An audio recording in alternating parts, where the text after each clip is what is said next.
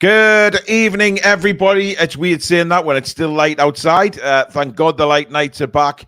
Welcome, everybody, to the Toon Review with myself, Paul, Stato, Billy, and, of course, Lady Sam, as we review yesterday's incredible scenes at St James's Park, in which Newcastle United came away 4-3 winners despite being 3-1 down in the 48th minute of the game. It was quite an incredible comeback.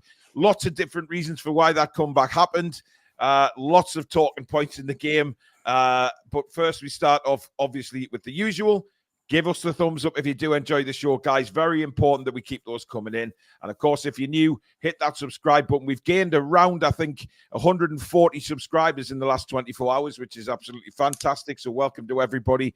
But if you're new, please do subscribe. Free to do so. And don't forget to hit the notification bell, which will, of course, notify you when we schedule any live shows or we upload any recordings. You can, of course, become a member of the Toon Review. Lots of prizes coming up for the members by hitting the join button just underneath us. And, of course, you can donate to the channel as per usual by hitting that $sign underneath the live chat, which will guarantee your comments to be read out on the show. Right, let's get cracking. First of all, guys, it was announced today that Jamal Lascelles has suffered the same fate as Sven Botman. He is now going to be out 6 to 9 months, having an operation next week on an ACL injury. Billy, we thought it was weird yesterday that he actually came back on the pitch again. Yeah, I mean, he wasn't comfortable even when he came back on, so whether it was a case of just getting somebody warmed up to get on, I don't know. He wasn't comfortable. He wasn't happy getting back on. You could see that. He was shaking his head. He knew he'd done something bad. And it was an odd decision to actually put him back on the pitch, I've got to say. But still, we got through it. I thought he made the wrong substitution when he did bring a substitute on. I think he said that as well. After the match, he was man enough to admit that he made a big mistake. Bringing on Millcraft, changing 3 positions for 1 player. So in the end, it worked out right. But 6 to 9 months out, after just signing a year's contract, it's not good for the poor fella. Really ain't. Yeah, absolutely. Sam, very disappointing, obviously. 2 centre-backs now injured for, well, practically 3/4 of a year is I mean, you just couldn't write the script for our injuries, you know, and of course, Livramento limped off. Miggy came off after just coming on with some kind of knee issue. It's just phenomenally crazy, all these injuries.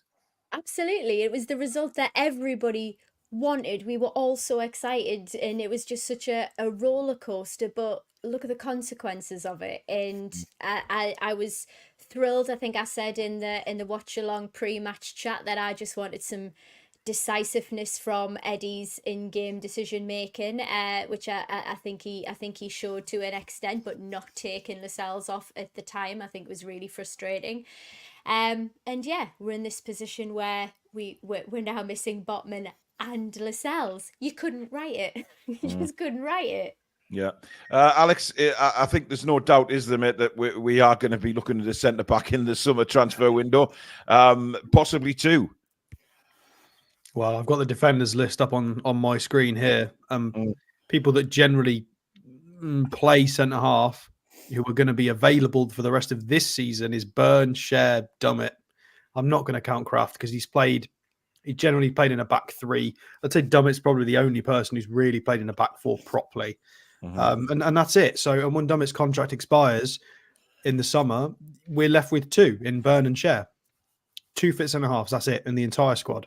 So I think we've just discovered what priority number 1 is in the summer. Yeah, I don't think there's any doubt about that.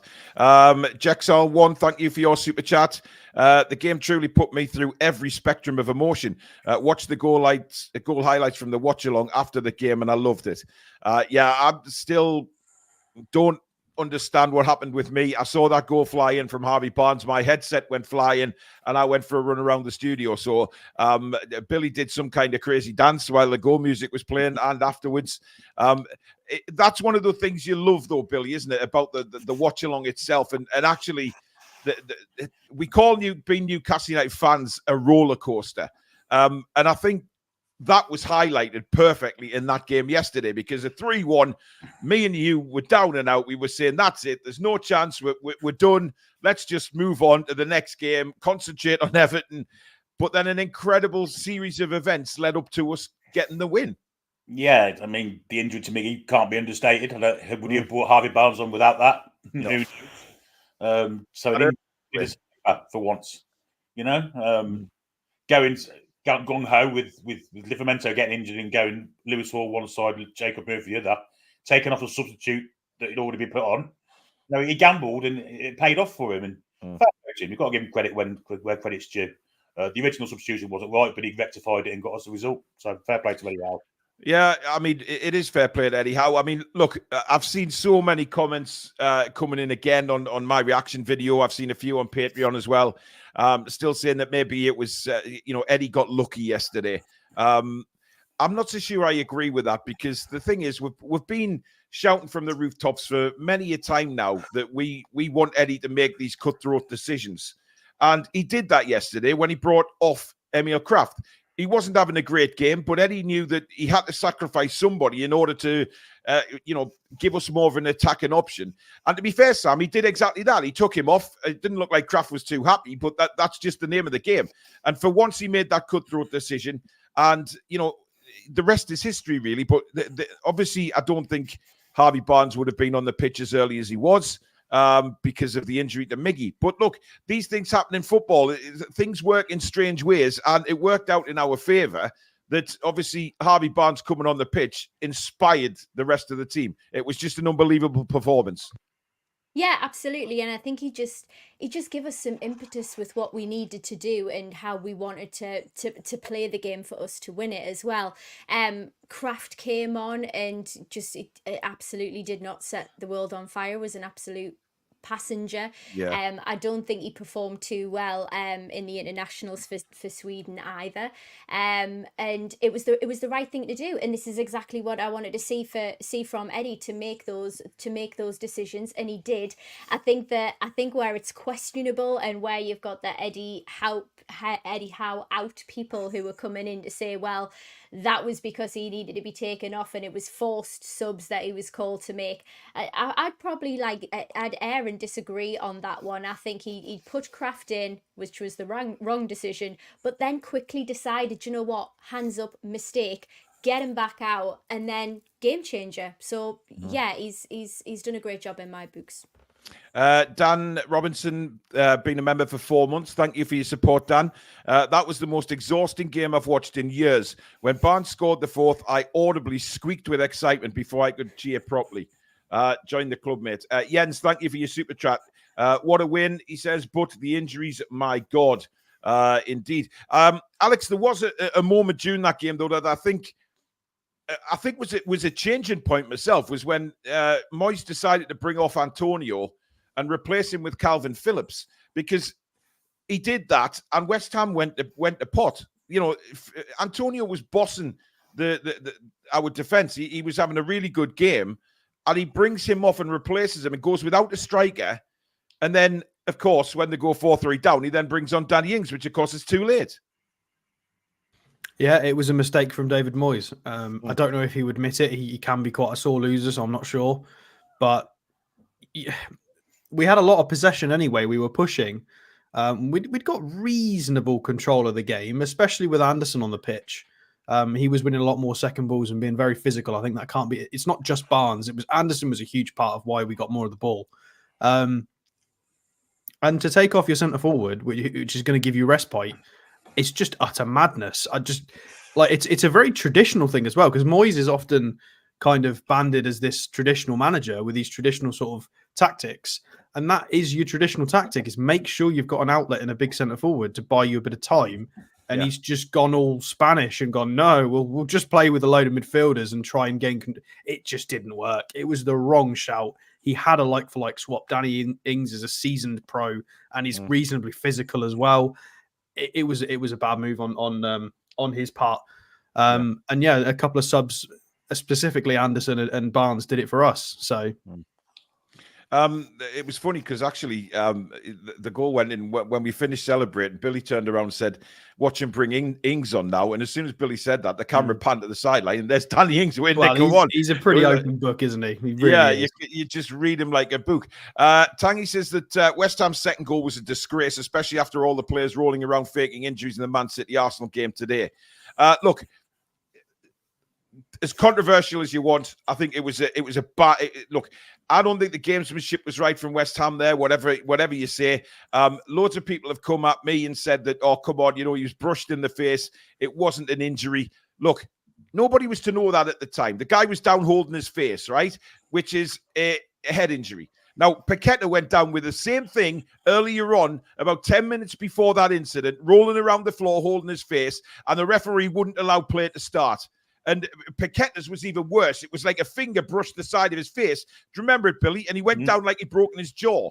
And the referee would not allow play to start until Paqueta had been seen to. Now, for some reason, he comes walking over to Fabian Schar, and then they take a quick free kick. The referee gets on with it, even though Schar is clearly holding his face. So I think it was a disgusting decision. I've seen people also talk about our second penalty.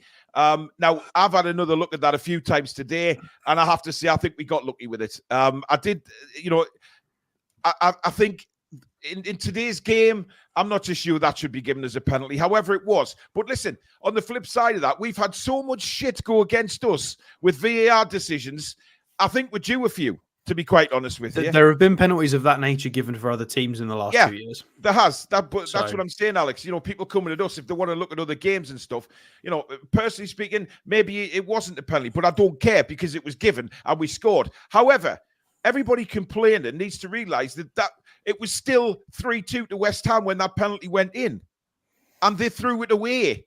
So, the penalties, regardless, he was still winning the game and playing well enough to win the game, and your manager ballsed it up quite clearly. So it is what it is. Dan, thank you for a super chat. He says, I was worried that Barnes' performance would overshadow Hall and Anderson's performance, but that ref was an absolute joke. Needs his head looking at. Look, there's no doubt, guys. Lewis Hall, I mean, Billy, he was just brilliant when he came on. He was brilliant defending. He was brilliant going forward as well.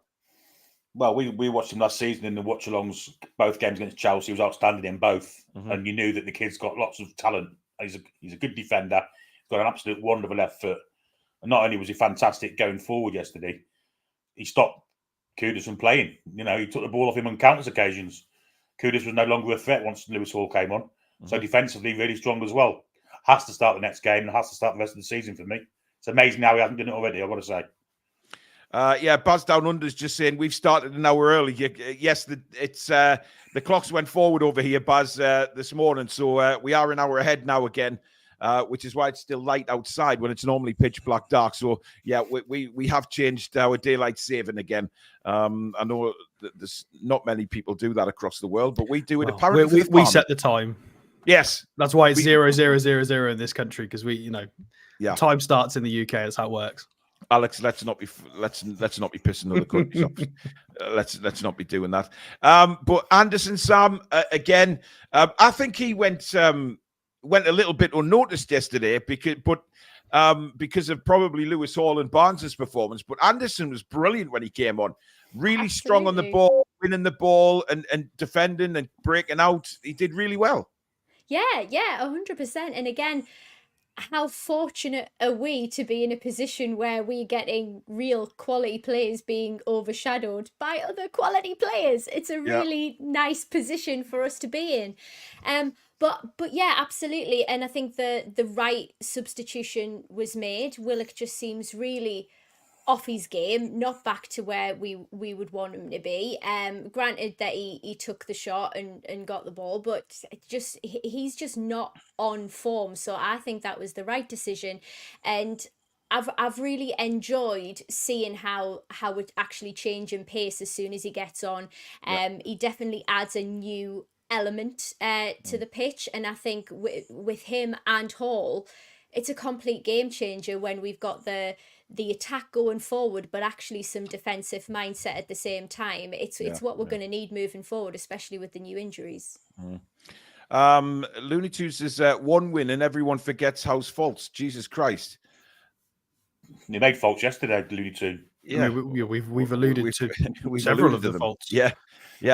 Look, I think he got incredibly lucky that Miggy, I know it's not nice for Miggy, but he got incredibly lucky that Miggy got injured and he got the chance to put Barnes on, because would Miggy have scored those goals? I highly doubt it.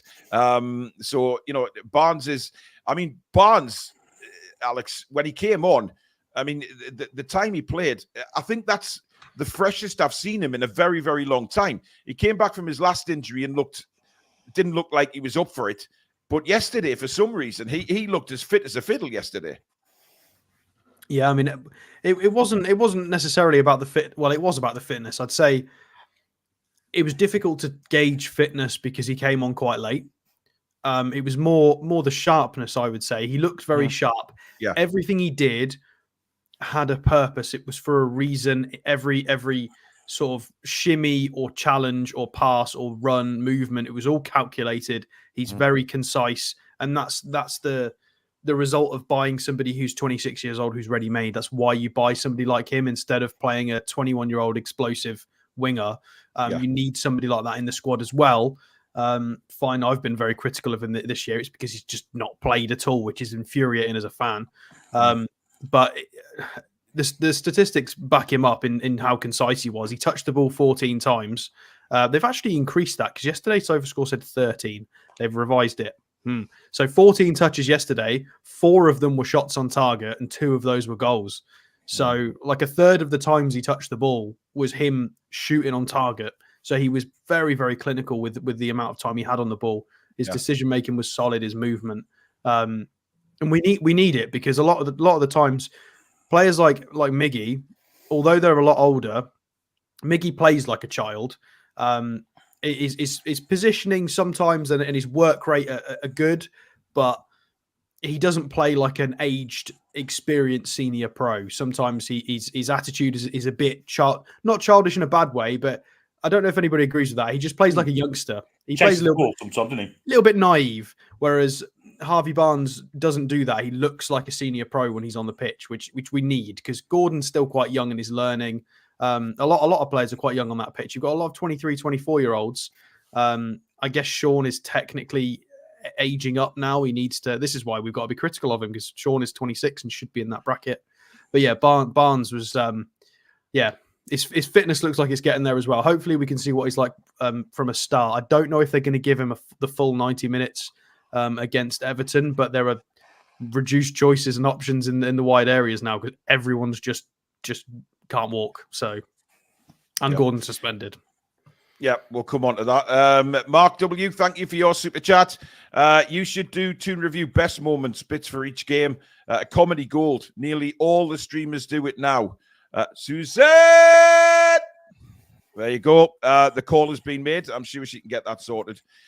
She's actually busy still working on the TTR stuff for Billy and Alex. So there's some good stuff to come for that, for the Billy's beef and stuff. Zishan, thank you for your super chat.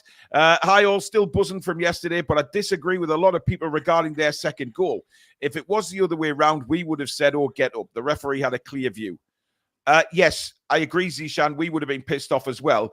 But rules are rules. And if they're going to put rules in place, then you've got to abide by them for one and not the other. He stuck by the rules when Paqueta was rolling around with his hands on his face after he got less than the brush. It wasn't even a case of stopping the game. The game stopped. Yeah. You can't continue the game while a player's down injured, surely. It's just mental. If you're going to bring in a rule specifically to do with head injuries, there can't be subjectivity in it. And I agree with everybody, all the West Ham fans that say he brushed his face. I agree with you. He brushed his face. Fabian Schär was fine. I completely agree. But the rules are, at the moment, they're in place to protect people in case it's a serious head injury. And it doesn't matter if it's his face, not his head. What if there was an eye gouge or something like that, or somebody's going to go blind? The whole point in the rule is still part of your head, Alex. Well, exactly. The whole point in it. The whole point in it is protection, and it doesn't matter. Just in case, you have to adhere to the rule. There should be no subjectivity. I agree that he got brushed, but the whole point is, there's somebody just put in the chat, the ref isn't a medical doctor. Yeah, 100%. The ref doesn't know. The ref shouldn't be making medical calls in that moment. Yeah. The ref should just go, holding head, stop. There's no subjectivity. They're not qualified to make that call at all. They have to just stop the game. Yeah. David says Antonio's just back from serious injury. Sloth was looking to protect him. Well, yes, but in that case, bring Danny Ings on. To be fair, you went without a striker. You lost. I think, Alex, you said it yesterday that West Ham lost their out ball. They lost their hold-up man, so they were getting pinned back and pinned back and pinned back because they didn't have somebody on to hold on. I think we went up to about 72% possession in that phase where we were so dominant, and that was Moyes' fault. I mean, it was absolutely mad. Michael says, does anyone think Howe could get Phillips back on track if he signed for us? No. Sorry. What made you laugh like that there, Sam? Well, it's absolutely ridiculous notion. We sidestepped a landmine. I know we were all absolutely on our arses looking for hope during that January window, but we sidestepped the landmine. I feel sorry for the lad. I think his career's just absolutely gone down the pan. He hasn't shown that he's been worth that loan signing money, and yeah, cheers very much. And by the way, the middle finger at the fans afterwards for calling him useless. You know, he should reflect on his own performance. He was bloody useless. And you know, as fans who have travelled, paid to travel, paid for a ticket, that wasn't the performance that they wanted to see when they were on for the win, and he lost it for them. They've got every right to call him useless. Does he have the same right to actually swear at them?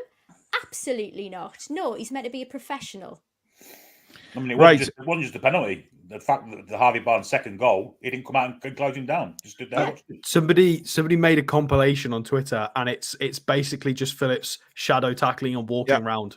I've seen it, Alex. He was terrible. So bad. It's everything that Willick used to do when he used to give up. He doesn't do it anymore, but it was bullet dodged, I think, is the words we're looking for, guys. Can I just raise a point about Miggy before we move on? Yeah, of course you can. Yeah, because Foxy makes a great point, and I agree with him. We've obviously said that we wouldn't win if Miggy didn't get injured because Barnes did everything right. To be fair to Miggy, Foxy's got a great point here. Those ridiculous misses from Isak and Longstaff, they were both abhorrent misses. Yeah, they were both misses. Were Miggy. Miggy carved out 2 goal-scoring opportunities. Yeah, he did. It's not his fault that again, you've got to score those types of opportunities. I mean, so Miggy actually did really well in 10 minutes. To be fair. Isak went for the fancy flick, didn't he, and got it all wrong. And Longstaff just, well, you know, we'll come on to him later. He knew, though, as soon as he hit that, he knew. Anyway, we're about to put the poll up for man of the match. So again, each of the 4 of us will pick a player to go onto the man of the match poll. I'm going first this week because I got ridiculed last time. So I am going to make sure that I get my player in first, and it's Harvey Barnes. Right, Sam, who are you picking for your? Who do you want up there? My lad Gordon. Anthony Gordon. Okay. Billy?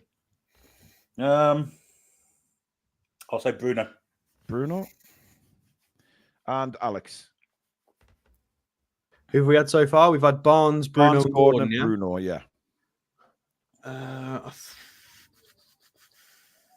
mean, Isak's got to be on the list. I want to go for Jacob Murphy as an outside shout, but you have to have. I'm going to have to say Isak because he scored 2 pens and got an assist. So Isak's got to be on the list as well. But little special shout out to Jacob Murphy, who I thought had to rotate everywhere and did an interesting job. So yeah, I mean, look, Isak's assist was brilliant. He scored 2 penalties, but I don't think he did much more. But that's my opinion anyway. But anyway, that is the poll. It is now up for you guys to vote for your man of the match.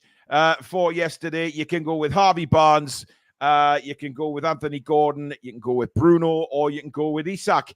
Get voting now, and we will check that at the end of the show. Let's have a look at a couple of other comments here. Dave says, had the pleasure of being over for the game. Delighted to see Lewis Hall live. He has to start with Anderson. St. James's was a library for 60 minutes.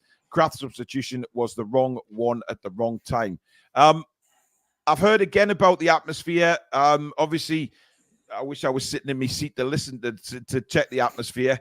I may well be at the match on Tuesday night. I'm still deciding if I'm well enough to go, but time will tell. I can't make a guaranteed decision until the day to see how I am. But at the moment, I do want to go to that game. But I have heard that the atmosphere again was disappointing, Sam, and it, you know. St. James's has got to be better than that when we're not particularly playing well and we're losing games. The crowd have got to get behind the team. It's all right last 30 minutes when we're coming back, but it's when times are tough that they've got to get stronger. And I believe this comes from fans being divided over performances, over the manager in particular for me. When we're not seeing those decisions that we've maybe wanted to see, when we're seeing, players positionally in the wrong places. There's lots of things which are causing criticism and enable us to point the finger, and it does have an impact when we're not playing with the grit and determination. Like I've always said, I don't mind losing as long as we show that we want it, as long as we show that we have tenacity and that we're dynamic on the pitch, then that's fine. I'm willing to take anything. But I'm sorry, I do agree to a point when fans are down in the dumps when we're not seeing that. But I'm hoping that yesterday's performance will deliver some better singing and better voices from the crowd moving forward. Billy, is it a worry for you, the atmosphere? Because obviously I must admit, when I've been in St James's Park, I have sort of sat there and thought, bloody hell, this is quiet. We need to get it needs to be a bit more rowdy than this, because look, it's a fact that when St James's Park is rocking, it is rocking, and there's no better atmosphere. But when it's not rocking, there is so many times I've sat in my seat and the away fans behind us have been singing, "Is this a library?" Because it does get really quiet, and I'm not sure what that is. It's a two-way street, isn't it? I mean, if the players aren't performing, you can't expect you can't expect the fans to be shouting their mouths off, can you? But I mean, obviously, it's strange because if we're winning and playing really well, the crowd are really into it.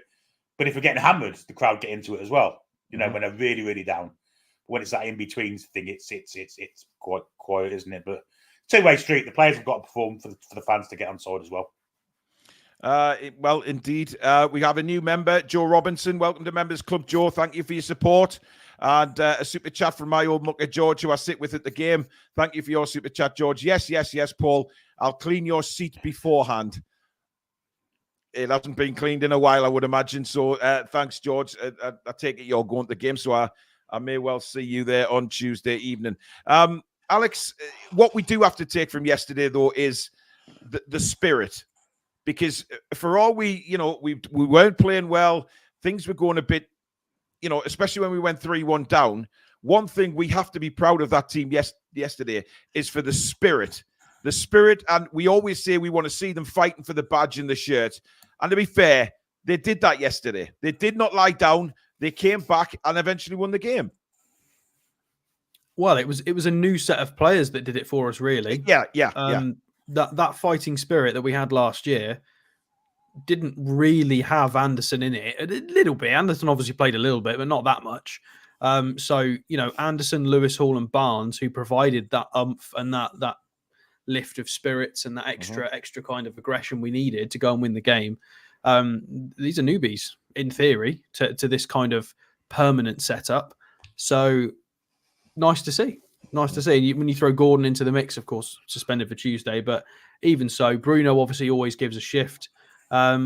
Hopefully that's enough, enough in the pot that the rest of them can all pull their socks up and get going. Because you don't need all 11 to be leaders and to be able to motivate themselves, but you need enough leaders and enough people on the pitch. Because there have been games recently where, especially with some of the leaders making mistakes with like Dan Burn and stuff like that and Trippier, there have been many games in the last sort of 3 months where it's been Bruno trying to drag the game up by the scruff of its neck. Obviously, there was that little stint where Fabian Schar was banging him in. He had a go at trying to drag the team up himself. We just need the team to do it together. It needs to be a together thing. It needs to be in unison. And that there was more of it. We just need to shore up defensively. But I think to be fair on that defensive performance, I think a lot of that can be attributed down to too many changes at the back with the substitution with Lascelles. That was unfortunate. That was very unfortunate. I don't think we can see those goals if Lascelles doesn't get injured. And then it was the mistake. Eddie Howe admitted in his press conference he doesn't think he probably shouldn't have shuffled that many people all at the same time, which I love to hear because it's accountability and he's learning and he's being honest about that. So hopefully we can just avoid goals like that in the next few weeks, because we need to stop conceding that many.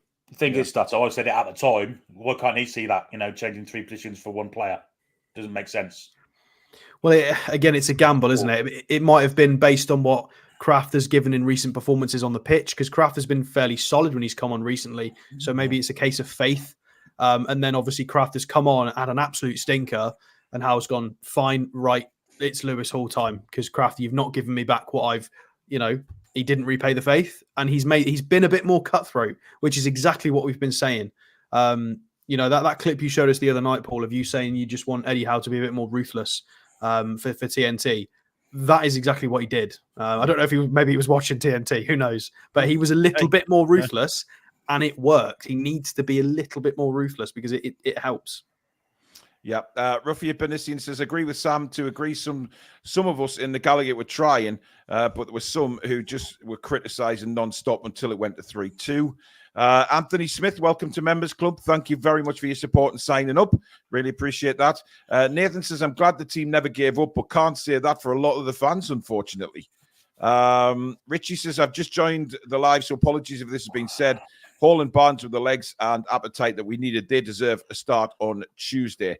Anderson going under the radar with everybody. Yeah, he has, but I think it was because he did the kind of what I call dirty shit when he came on yesterday. He did what Sean was meant to do. Exactly. He won the ball and he drove us forward, and 6 out of 8 duels. Yeah, what he was doing was half hour. He was giving it to the forwards. He was giving it to the forward men to take the ball on. But there's a few times that Anderson was up by the corner flag. Then he was across at the other place in the right back position. He was all over the pitch yesterday. So I think he has gone unnoticed, and he had a very, very, very good game. Tank Dempsey says, I was watching some other Newcastle United channel for the game. Just some odd guy. We'll have to check on this one from now on. Absolutely, you will. We are the go-to for Matchday Lives now. There's no doubt about that. We regularly get well over 2,000 people watching our Matchday Lives. If you want proper commentary and a proper match experience, then our Matchday Lives are the one to watch. There's no doubt about that. Gordon, for his tactical red card, knowing he got booked, meant missing 2 games, get another one, a red, and he misses 1. The rules are quite effed up. Yeah, but he's still got his 9 yellow cards, hasn't he, when he comes back? So is that the case, Billy? Is it? So, but he hasn't got long to go, though, has he? Before they go. That's how it works. I think he's got 2 more games or 3 more games. I think it is. Yeah. I got absolutely crucified for not knowing that was how it worked like a few weeks ago. Sorry, guys, I don't know every single rule. Yeah. Jan, thank you for your super chat. Yet again, Minte did score, but was just offside. Shame had a good game, mind you, 4-2. By the way, a great result for the Lasses again today, 5-1 win. They are really now just so close now to the league title and moving into the championship next season. It's a blistering performance again. A hat-trick from Paige Bailey-Gale, and they are just absolutely flying. Tune in Wednesday. Yeah, absolutely superb. Yeah, I watched that as well. Wednesday, Everton review, wouldn't it? Yeah, we may have to put the women's do a double show. Back. Yeah, or it could be a doubler. Or just talk about everything. Yeah. William Kane says you have a bunch of middle-class types at the match these days, half of whom don't even know the words to the songs. The crowd are a bunch of fannies. I mean, can I say something about that? Because I completely agree. As somebody who is not from the Northeast, when I visit, I make a damn good effort to make sure I know all the songs and that I sing, and I make sure I contribute to that atmosphere, because it's my role and my duty as somebody in that crowd supporting the team, regardless of the fact if I'm not from the area. And I feel like everybody else should adhere to the same rules. I know I'm not the rule maker, but it's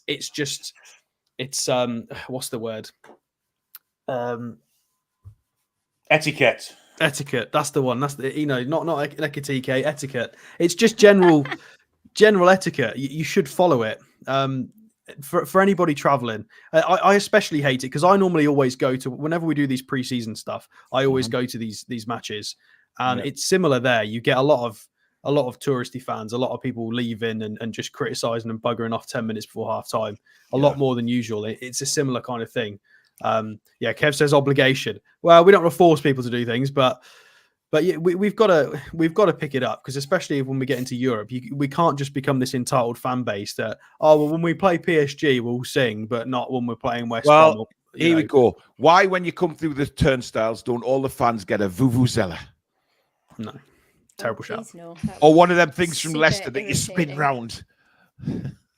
I'm joking, by the way. I want none of that shit. It's a James's Do you know Park. what? Alex makes a really good point though. Like, our fans need to be able to sit up. We need to sort of do our homework a little bit, but at the same time, you can go on social media and see like young lads who are traveling, maybe researching the songs. I've seen it for a couple of teams, and people take photos of them from behind, getting the piss taken out of them. So it's a really difficult one. I think we need to be able to support people, but we are the 12th man. Like, we need to be able to sing our hearts out, because we always get to hear from Eddie how important the fans are to the players. We always get to hear it from the players when they come over and you sort of give us an applaud, thank us for our celebrations. Yep. But it needs to be louder. It's difficult to do when we haven't been seeing the performance, but that's the blind faith that you need to have as a Newcastle United supporter. Absolutely.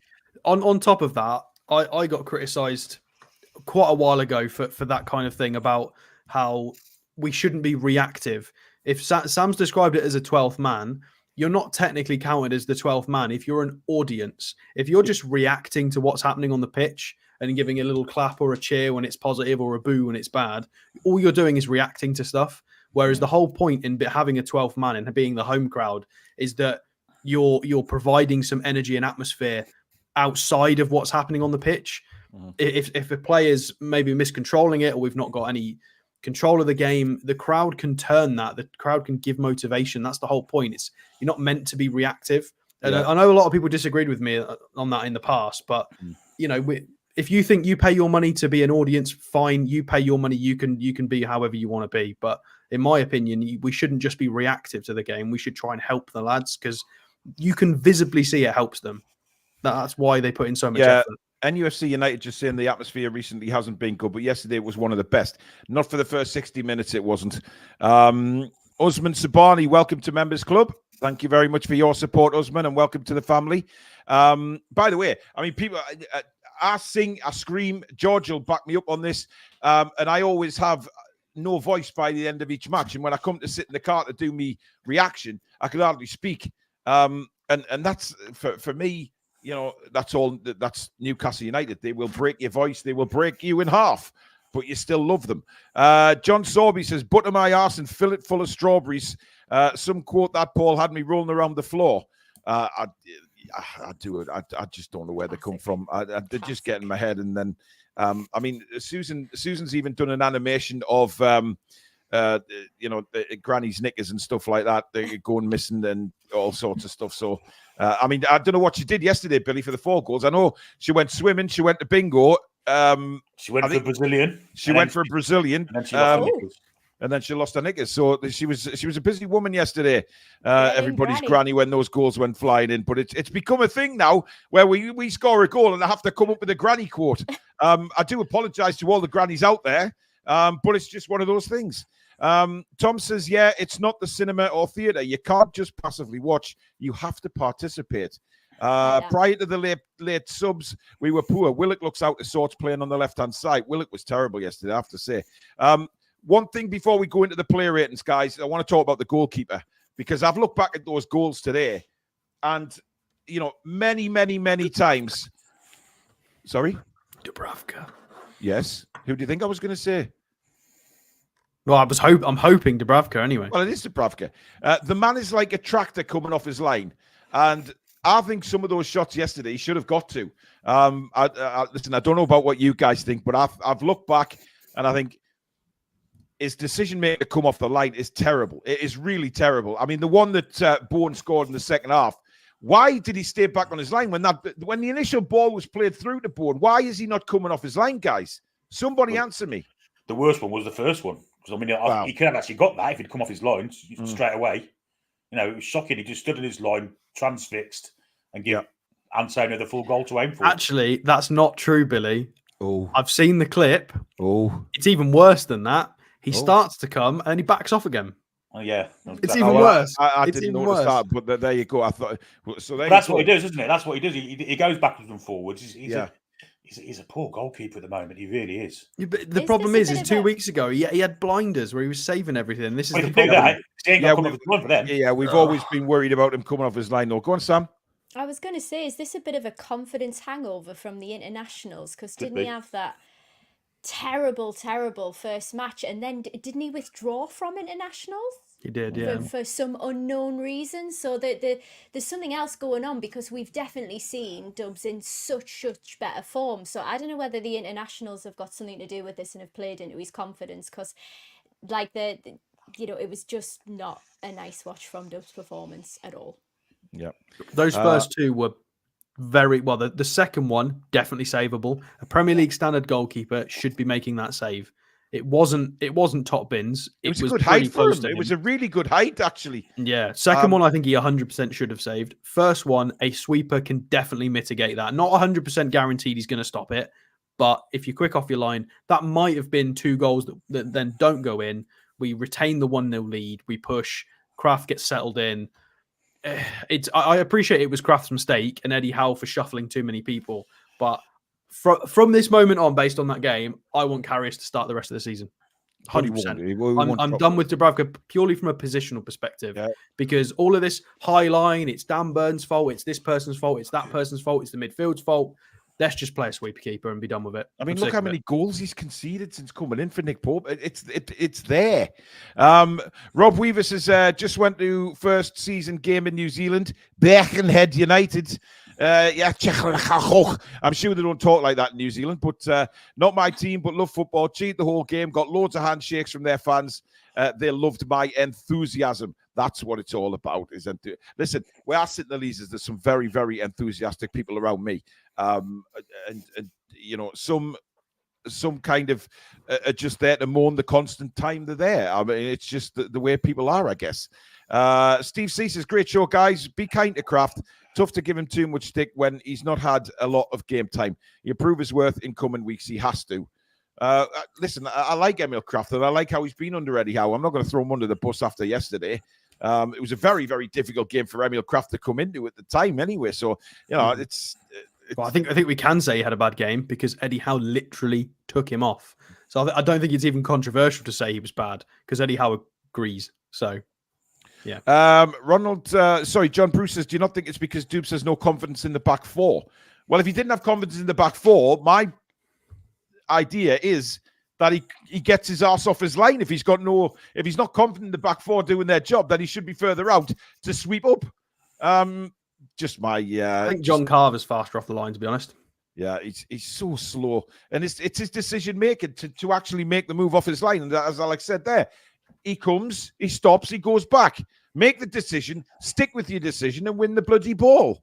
He's indecisive. It's not a confidence problem with the defence. It's a confidence in himself. Like, granted, defence is like bound to give you confidence issues. Get that, but he's got no confidence in himself. Is the problem. Yeah. Nick says how threw the entire back four under the bus with that first substitution. He did admit it was wrong, though. Yeah, he did, which is good. He's never done that before, by the way. Let's be honest. But look, Dan Burn, for me, it would have to be difficult for him. He's played left back for so long now, and then suddenly thrown back to centre back, and that's got to be very difficult for him. And I thought, to be fair, he did as best as he could. Yeah, he actually did really well. Oh, I thought he did very well when he was in the left back role. He made a couple of really fine tackles. Yeah, he did. Positionally was really solid. He didn't get burned by Bowen initially at the left back. Not that I can remember, unless I'm missing something. But and then the mistakes crept in when he had to play centre half because he was having to play passes into midfield, and he got a couple of them wrong, which were a bit dangerous. Yep. Nathan, thank you for your super chat, buddy. He says, hi, Paul. Amber was laughing so hard when you celebrated that fourth goal. She wanted to say hi to you all before she goes to sleep. Hi, Amber. I'm pleased you're watching Amber. again. Have a nice night. Sleep tight. And then I'm getting shouted at him by... He's now told me I've missed this. I haven't. I just did it. False accusations being thrown at me on a Sunday evening. Harple says, Pope is not coming back the same. We need a new keeper.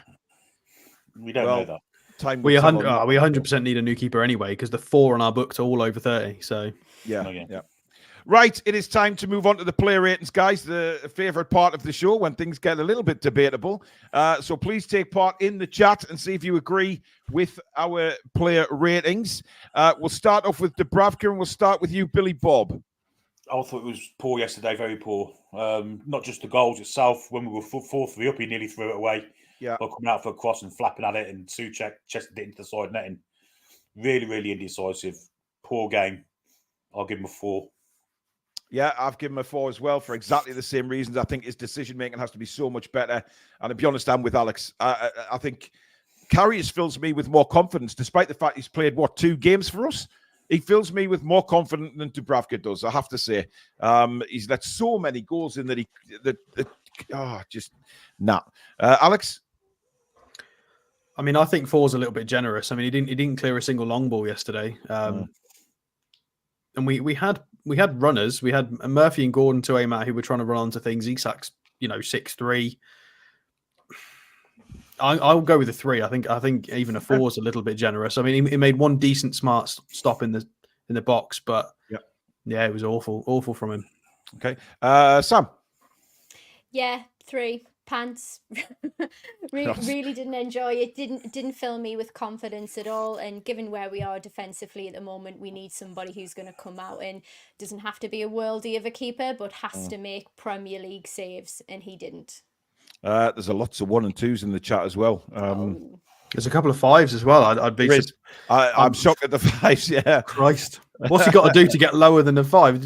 You've got to concede 6 or something to get Christ. Yeah, absolutely. Listen, we're not going to rate Lascelles tonight, guys, because he obviously was taken off very early in the game. So what we're going to do is 17 minutes. Yeah, you can't rate him on 17 minutes, Alex.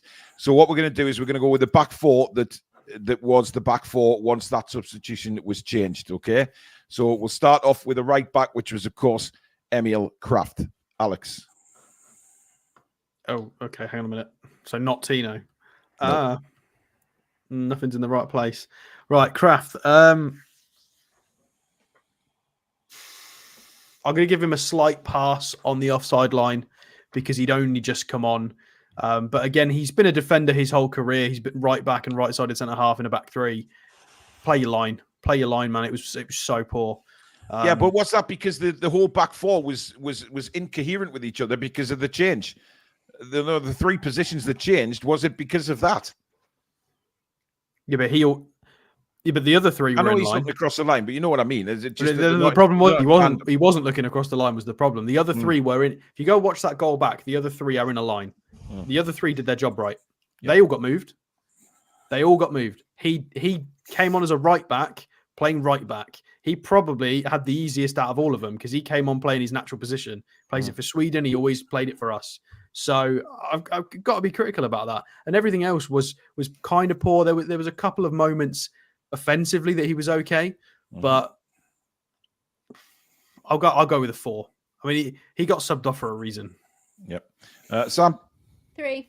I just didn't think that he brought anything to it. And I know, granted, Eddie made the right decision, right sub at the right time, which I was really pleased with. But I think I'm being generous with that even. Okay, Billy Bob. The third West Ham goal, we have a corner. You usually keep your fullbacks on the halfway line as cover. 11 men says on his own against the whole of the West Ham attack, and Anthony Gordon busting a gut to get back. Emil Kraft not even in the picture. So aside from all the other things that were crap that he did, that was probably the worst for me. Not even in the picture to try and stop a goal. Ridiculous. But is that is that the tactics, Billy, that they've set up, or is that down to Emil Kraft, or was he told to go forward? Why would Emil Kraft go forward for a corner? Why? Well, yeah, I mean, I'll give him a 2. I thought he was absolute dog shit. Yep, I'm going with a 2 as well. I thought he was really, really poor. So yeah, disappointing. Right, Tino Livramento on the other side. I'm going to start with Tino, and I'm going to give him. Wow, this isn't easy. This one, I'm going to go with a 6 for Tino. I thought he did some things okay, but again, he's not a proper left back. I mean, we've said that a million times over. He's obviously playing much better at right back. But listen, I think he came in and did the job well at left back. So a 6 from me, Billy. I'll give him a 6 as well. Yeah, I thought it was adequate at left back and pretty good at right back while he was there. Yeah, he didn't do a lot wrong, to be honest. got left on his own, as I say, for that third goal. Did his best. He ran one side of the pitch to try and stop the ball, but he was fighting a losing battle. So I'll give him a 6. Yeah, Sam. 6 from me as well. I didn't think he reached full gear, and obviously right for the switch, but then obviously got injured, so didn't see him rack it up a little bit more. So yeah, 6 from me. Okay, Alex. I think 6 is a little bit generous. I don't think he did great, to be honest. I don't think he was his usual self at right back, and obviously at left back. I mean, fine. It's not his position. Struggled a little bit, and then the injury. I'll go with a 5. I don't think I could give any higher than a 5 for that performance. Okay. And just something I've just got to address, because if we've got nothing nice to say, guys, I'm just giving my opinion on players. Like, if you think I'm cocky, I think you're cocky because you've taken the time to write that about me when I'm delivering a free thing for you, talking about football for fun. Like, there's just no need to be rude, is there? No, I didn't see that coming actually, but yeah, just. How on earth, given your opinion, is cocky? I mean, I said a right back came on at right back and missed his offside trap. I mean, how is that me being cocky? It's literally what happened. Like, cocky. You don't know Alex to call him cocky. So you know what I mean. You know, Alex is anything but cocky. He's a million miles away from cocky. I mean, I can be sometimes, but me calling a right back a right back. You can be cocky and you can be an utter twat at times, but I still love you. But he's not cocky. Is not a word I'd assume with Alex. I'd rather be cocky than a cock. Yes. Well, that escalated quickly. Yes. Yes. Have a look in the mirror. Anyway, who are we talking about here? I've deleted a couple on Sam tonight as well. So let's just be nice, guys. But there's no need to be abusive in the chat. Listen, mods, can you listen? If anyone is abusing us, mods, just ban them, please, because we're not sitting here to be abused. It's ridiculous, to be honest. We're presenting a show on the club that we love, and you know, I don't understand it. Anyway, who are we up to? Where are we? I've lost me. Livramento. I think we just all did Livramento. So whoever's next. No, centre halves now. Oh, right. Have we all done Livramento? Yes, we have. Yes. Okay. Yeah. Right. Centre halves. Dan Burn. Billy. I thought he did really well at left back. Had a tough game at centre half, but he hasn't played there for a while. But he did okay. One or two mistakes, but nothing really bad. Remember one against Antonio, but he's a hard battle, isn't he? I'll give him a 6. Okay, Alex. For Burn, yeah. Yes, man. Nice to know you listen. I kind of liked his performance, in all honesty. Mm-hmm. I actually, I know a lot of people are happy to bash Dan Burn, and I'm the first one to jump in there when he's done silly things. And I really liked his performance. A couple of really funny passes where he tried to be a proper centre half. A couple of really nice long balls that were accurate. Yeah. A few little flat ones into midfield that didn't reach their intended target. Fine. I really liked it. I'm going to give him a 7 for Dan Burn. With everything, I thought his left back period was really, really solid, and then he dealt with a lot duel wise. He had a lot to try and cope with. He wasn't the reason why a lot of it went wrong. I don't think he was the reason for. I think he was the issue for the first 2 goals. What was the third goal again? Bowen on the break.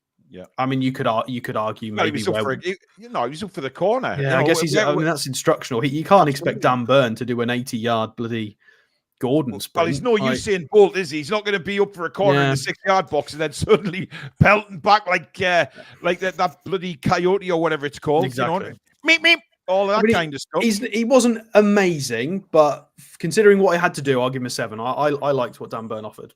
I think I've caught the sun today, guys. I don't know. I'm meeting now on the show. I don't know what the hell's going on. For a rotation option as well. We're gonna need him to have confidence now because he's gonna have to be the guy for the rest of the season. He is indeed gonna have to be the guy. Exactly.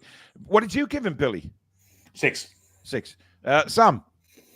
I said 6. I was quite happy with him, switching positions. I thought he did all right. He did his job, unsurprisingly, giving up the ball a few points at points. But that I think he did his job that he was set to do. So I think 6 is fair for him. Yep. Guys, we've got nearly 1,000 people watching on an Easter Sunday, which is incredible. Thank you so much for your support. Please do hit that subscribe button if you are new to the channel, bottom right-hand corner, and come and be with this fantastic community we have on here. I'm giving Dan Burn a 7 as well. I agree with Alex. Everybody actually has said pretty positive stuff about him, and listen, I've been hypercritical of Dan Burn, and I've listen. You know how my fellow hosts know that I am the voice of reason and sensibility on this show, and I have been very, very powerfully cynical of Dan Burn, but I thought he was okay yesterday. Bless him. So yeah, not a problem with him at all. Right, Fabian Schar, Sam. Do you know what? For me, it was a little bit average. I'm going to go 5. I thought it was not his self anyway. I think it was awful from West Ham to press for the goal when he was holding his face, which is part of his head. But yeah, apart from that, I don't think that he brought anything. He was a bit of a passenger in the game for me, so a 5. Yep. Claire just pointing out that shoulder charge with Burn was brilliant. Yeah, it was. I think it was Kudos, wasn't it? Antonio 50-50. Sorry, yes, it was Antonio. It was a real strong shoulder charge, and fair as a fairy. Kudos, wasn't it? I thought it was Kudos. You are throwing me off. It was Kudos, by the way. I again, the voice of reason. And, it was Kudos. And I'm very rarely wrong, but I'm always right. Who's just given the? I'm thrown off again. By the way, who's just give their? Samston Schar and then the right. Rest of us. Now, Billy, you did say Fabian Schar yesterday. You said he was a bit of a. What was the word you used during the commentary? I thought a bit of a fanny. I think you said he was. Bit of a fanny, weak as piss for another occasion because he was awful yesterday. Absolutely dog shit. In fact, it was his fault that Danny Gordon got his first yellow card. Being weak as piss in the challenge, falling over. Spent most of the time on the floor. I'll give him a 4. Yeah, I've gone for a 4 as well. Actually, I thought he was very poor yesterday. He tried a few weird passes, but he just seemed one of those. He was off. His game was off yesterday, and I just think sometimes. I mean, listen, I actually agree with everybody who said that when he was rolling around holding his face. I don't know what this is with footballers that seem to, get brushed in the face with fingertips. Now, normally that would turn a man on. If it was a woman doing that to me, or Susan, I should say, doing that to me, I wouldn't go down rolling around on the floor crying, saying she slapped me. It's ridiculous. Get up, you puffs. Get on with it. Get on with the game and act your age. Don't roll around on the floor like you've just been stabbed in the face with a bloody harpoon. It's ridiculous. And this in football, it's getting worse and worse and worse. You see it every game now. Players holding other players off, and then suddenly the little finger might catch them on the cheekbone, and they roll around like they broke the sodden jaw. I've broke my jaw. I know how bad it is, man. I had 196 stitches in my mouth. My right-hand side is made of pure steel now because of an injury. Right? That is a broken jaw. 196. That's right, Alex. 196.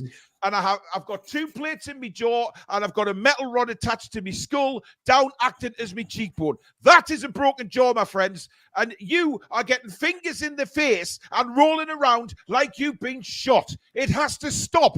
What has happened to footballers? You're a bunch of fannies. Get up and get on with the game. Anyway, who's next? Alex. I didn't give Schar a vote. I'll give him a 4. Okay. Move on, Alex Yogo. Anyway, I mean, to be fair, he's not wrong. We watched the ladies' game today, and there was none of that in it, so it was kind of refreshing. The ladies go in for like 50-50 tackles. You look at Emma Kelly. Again. Sorry, everyone. Emma Kelly flies into tackles, and they all just get up and get on with it. But the blokes, they're going to be wearing nappies at one stage. They really are. Nappies and dummies in the mouth because they're a bunch of fannies who seem to just can't take a strong tackle. Yet you watch the women's teams and they go in 50-50 and they get up, they shake hands, they get on with it. It seriously does my napper. I don't know whether that's watch your blood pressure, mate, honestly. I'm just sick of it. I'm sick of it. They're just a bunch of absolute fairies. You see them go down and they roll around. What's with rolling around 6 times? You're not ploughing a field. Get up, man. Well, unless it's Bruno Fernandes. Come on. Well, yes, there is him. But come on. Your fingertips are all smooth. He's still going. But they are. There's no reason. They don't have long nails. Oh, come on, Billy. They're not. Howe, man. If a woman came up to you back in the day in the nightclub and ran her nails down your face, you'd be walking with 3 legs the rest of the night. Come on. Fabian Schar, guys. Anyway, I got a couple of different takes on him to what's already been mentioned. So I loved his participation in getting that penalty with Anthony Gordon. So he was popping up in the half space. They didn't know who to mark because Fabian Schar basically did one of his, I'm now a striker for 5 minutes moments, which we love. And he ran into the box beyond. Byrne did it a few times as well. It's part of the plan. It's been planned. I love it. The tactics are great. We did it last season as well. It worked a lot more last season. Basically, they're following Fabian Schar. Gordon gets extra space. We get a penalty early doors. Boom, 1-0 up. So I love that from Fabian Schar. It was well executed, and he's got the technical ability to do that as a centre-half. Not many people can carry it that far up the pitch without getting tackled. So I'm going to start him on a 4 just based on that, but then I'm only going to bump him up to a 5 because I think the rest of it was pretty pants. 2 out of 13 duels is atrocious. He got bullied up and down that park by Antonio for most of that afternoon, and 3 accurate long balls in the entire match. Maybe a little bit hard done by because he lost his centre-half partner and everything got moved around. He didn't quite settle back into the game after that, but I'll go for a 5. But he was really important in the first goal, but yeah, it wasn't his greatest afternoon. And by the way, those comments that came in earlier saying I was being homophobic, I am the least person to be homophobic. Trust me. I love everybody. So give it a rest. Right, we'll move on to the midfield now. Actually, we've got a super chat coming from Samsonite Dove. I remember the time where missing a couple of teeth was the hallmark of a veteran defender too, Paul. Yes. I mean, can you imagine, Billy, the likes of Kilcline in that plane today? In today's game, Neil Ruddock, etc. Vinnie Jones. Well, they wouldn't last 5 minutes for the tackles, would they? But they certainly would be rolled around the floor. They never did. I can remember seeing Brian Kilcline walk off the pitch, concussed and with a broken arm at Harfield Road. I mean, this day and age, there'd be ambulances, helicopters, all sorts. Yeah, absolutely. Right, let's move on to midfield now. Bruno, Alex. I mean, isn't going to take the headlines, but I liked everything that he did, to be fair. I mean, he hit the crossbar, which was a real shame that didn't go in. I thought he made it very well known early doors to Paqueta that he wasn't going to be taking any nonsense from him, which was very important. When friends are on the pitch, you've got to make sure that you're not letting that get in the way, and he didn't. You can count on Bruno to be professional, and that was really, really nice. Kept it ticking over in midfield, helped when we've got more of the ball. He just needed a bit more quality in and around him. I get really sorry for him when he plays these little intricate moves, sprints into the box, and he's nearly there, and he's not really got anybody to help finish off those moves with him. I feel like I don't want to say it because I don't want to tempt fate, but you can just see him in he reminds me of some of the older Spanish teams from 10 years ago where there would be others in the box. He's starting to make those David Silva runs now, and that's ridiculous praise. Please don't crucify me for that. I'm not saying he's David Silva by any stretch of the imagination. I'm just saying he's starting to make those offensive runs, and he's trying to get on the end of things. He's not maybe got the pace to do it at an elite level yet, but honestly, if he got some friends of that quality to finish those moves off, we would be disgusting. I need to give him a number. I'll give him a 7 because he's Bruno. Interesting. Sam? Yeah, I went for a 7 as well. I particularly liked him versus Paqueta. I thought it was really exciting. It was kind of like a brotherly rivalry. I'm glad that we didn't see any of the nasty tactics that we saw from Paqueta the other night. So yeah, it was really great. I gave him a 7. Really, really big shame for in the first half hitting the crossbar, but what can I say? Classic Bruno. Indeed. By the way, yesterday, Susan just texted me and said, I nearly went to the ground. Yeah, she slapped me yesterday, guys, right across the face. Did you all about kicking and screaming? No, I didn't. Right. I did make a fuss of it, though, because, by the way, it's not like we brutally stand there and hit each other, by the way. It was a bit of a play fight in the kitchen, and, I tapped her cheek and then she whacked me. So, I don't think women know how hard they hit sometimes. I think that's the difference. They are quite powerful. But yeah. Anyway, let's Billy, Bruno. I thought it was fantastic. Yeah, he did all the things he always does. But then to see him in the 94th minute breaking and busting the gut to get forward ahead of the strikers to try and get a last minute goal to get us even further clear. Just pushed a little bit too far. The keeper got it. But the fact he was doing that, and at the end of the game, he was emotionally and physically absolutely shattered. I'll give him a 9. It was brilliant. Yeah. Alex? Go for Bruno. I've done Bruno. Okay, I'll do Bruno. I'll go for a 9. I thought he was superb yesterday. Just dominant as ever. I just love watching this guy play football. I really do. He's a joy to watch. He really is. Right, let's move on to oh God, Sean Longstaff. Who am I going to dump this on first? Billy. Well, I'm going to be positive about him. I thought he was much better. Okay. Much better. Yeah. It would be giving him 1s, 2s, -10s in previous weeks. And yesterday he got involved in the game. His energy was much better. His tackle ratio ain't great on the stats place, but to the eye, I thought he did pretty well physically. Mm-hmm. I'm going to give him a 6. Okay. Alex. Well, on the stats place, as Billy is now calling it. The stats place. Yeah, that's what it was. I mean, we were hoping for a sponsorship off the stats place, but I think that's gone well and truly out the window now. Yeah, I mean, he's not been credited with a lot physically. 3 out of 13 duels, 2 out of 9 ground. He seemed better than that, didn't he? I agree. I agree with most of your sentiment there. I think he was. If we isolate his performance, he was better than his previous Little Sean performances, and that's really condescending. I didn't mean it to sound that condescending, but it's been so bad. That was better. It was still not good enough for the level we need, though. That's the problem. So I feel like I'll give him a 5. We'll park it in the middle. It wasn't good enough for the level we need. However, it was a lot better than he's been giving recently. He looked a little bit more mobile. He was tackling a little bit more. He was getting involved in offensive positions, but it wasn't great. But there looks like there's a bit of hope because he looks like he's if he can keep getting a bit more mobile and sharper, he's going to be useful to us. Again, we're going to have to get behind him because Miley's injured. So we're going to, because Anderson doesn't really play that side and Eddie probably won't play in that side. I can't imagine. So yeah, I'll give Longstaff a 5, but it was a little bit better in his context. Yeah, by the way, Nick makes a good point saying Joe Cole said Paqueta was the best player on the pitch in the England game. I mean, I sometimes just don't understand what these people are watching. Anyway, I've gone for a 5 as well for Longstaff. There was signs he's getting there. Certainly I think he was more noticeable first half, definitely. But 5 for me. Sam? Yeah, 5 again. A bit of a sigh moment because of the wasted chance, but I think it was encouraging to see an improvement on the recent form.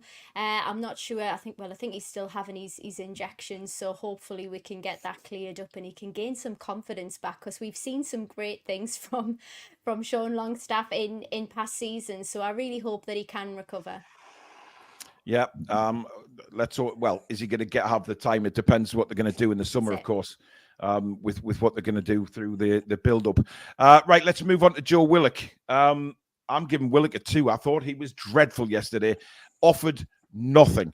Literally nothing. I don't... this is a little bit of a frustration with Joe Willick for me, that he can be electric for a few games, and then he just goes missing. And now the Arsenal fans, some of them that are friends of this channel did say that, when we signed him, that sometimes he just goes a bit hit and miss. And I just thought he went missing yesterday. I thought he was dreadful. 2 for me. Billy? He played one fantastic pass in behind the left back for Gordon to an on-2. And he almost did an Isak pass, the one he did against Spurs, but it got cut out. But aside from that, I can't remember he did anything else, to be honest. So I'll give him a 4. Oof. Alex? Yeah, I agree with Billy. I don't think it's quite as... I'm not going to be as harsh as you there, Paul. I think you can see the way that we need Joe Willick to play. He needs a bit more time to get into that because Joe Willick can only play at 100 miles an hour. There is no 50% Joe Willick. It doesn't exist. He is just making outrageous runs and being an elite sprinter just constantly. and it didn't really work yesterday for him. He was a little bit meh in the tackle.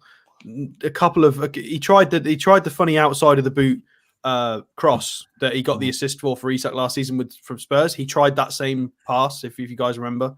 So he's trying. One key pass, only two successful dribbles. We expect a little bit more from him in that capacity. So I'll go with a 4, and I just think it didn't quite work for him. Again, they sat off quite a lot. I don't agree with you about it. The Arsenal fans said sometimes he can go missing in games. We've had him for a long time now. I did say that though. He's played in, but I think he's a different guy now. That was a few years ago. He's been with this coaching setup for quite a long time, and I think that the demands of you now is you have to turn up. I think it was more of he just wasn't quite at the races. We still need a bit more fitness from him. He's fit to play football, but in terms of his version of 100% fit, match fitness, Premier League standard, it probably takes quite a long time to get up to the levels he needs. And he was rightly substituted. Eddie recognised he wasn't quite there, took him off 57th minute. It was a necessary change. I'm not going to go harsher than a 4. I'm not worried about it. I know he's a wonderful player. Yesterday was a one-off. I think once he's up to speed, he doesn't have those going missing performances, if that makes sense. Once he's firing, I think he's fine. It's his finishing that's a problem, because he always massively underperforms his XG. It's his shooting boots that's my major problem with him. Lady Sam. Yeah, I've gone with a 4 because I think despite how pacey he is, he's got that drive to go forward. I just don't think that he takes enough of a considered approach to what he's doing with the pace. It's almost like I'm just going to run with it and see what I can do with it. Whereas actually I need him to be a little bit more proactive and have a bit more long range sight with actually where he wants to pass it and accuracy with that. So 4 for me. Really hope that he gets back up to his very best standards, because he's electric when he plays well. He's great. Yeah, let's be honest though. It's not like he's played a lot of games yet since he's been back from injury. He's still getting match fitness. Let's be honest. So in a struggling side as well. In a struggling side, yeah. But a lot of 1s and 2s coming in for Willick, I have to say, in the chat there. So interesting. Right, we'll move to the front 3 now. We will start with Jacob Murphy. Lady Sam. I think probably a 5 for Murphy. I think he looked dangerous at some points. He's not always accurate, but he put pressure on, which was great. Cross to Gordon. He created shots, which I thought was really exciting for him. I think he's a real sort of asset to have in our side, especially now. So a strong 7 from me. 7. Okay, doke. Well, I'm going with an 8, and I'll tell you why I'm going with an 8, because I thought he put some beautiful crosses into that box yesterday. Absolute peaches. And he worked his ass off on that right-hand side. And then he was made to play right back. And I think when he played right back, he was absolutely superb. The amount of times he won that ball and little 1-2s with Schar or Bruno to get us out of a defensive situation and then get us on the break again. I thought he was brilliant yesterday. So an 8 from me. Alex. Some really interesting comments in the chat about Murphy. There seems to be split between people going for 5s and meh, or 7s and 8s and good. There's like a complete. That's really interesting. I'm really curious. Somebody's purely just said because they think Miggy is better. Yeah, but we're rating we're rating this performance. I agree with what everybody said so far. I think the fact that he's had to play 2 positions, he's had to try and contribute and keep Kudus under wraps, and Kudus was an absolute menace. 9 crosses he tried. Only one of them found somebody, but they were all reasonably good deliveries. I don't remember us complaining. Yeah. There was no complaining about not getting past the first man or none of that. It was all fairly solid. 5 key passes in the game as well. Big chance created. Runs his socks off and will play where you tell him to, like he did yesterday. I'm in the camp of I'm going to give him an 8 for that game, purely based on how tricky it was. And we needed somebody that was never going to give up, and that was Jacob Murphy. So, Billy? Yeah, I thought he had a really good game. I thought it was outstanding, actually. Some of the crosses he put in that first half, I think we saw the best bit of defending I've seen in the Premier League this year from Mavropanos to stop one of them getting to. Oh, God. It was Isak in the middle. He plucked it out the air, didn't he? Unbelievable bit of defending. Yeah. And there was the cross to Gordon for his header that maybe he should have scored from as well. And then, as you said, as been noted, he went to right back and did really well there and still managed to get forward and get crosses in. Yeah, I think 8's fair. I think he had a really, really good game. Okay. Right, switch to the other side. Anthony Gordon, Alex.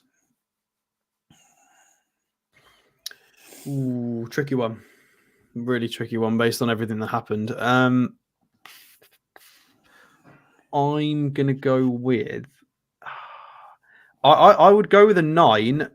Yeah, I'll give him a 9. I'm going to go with a 9.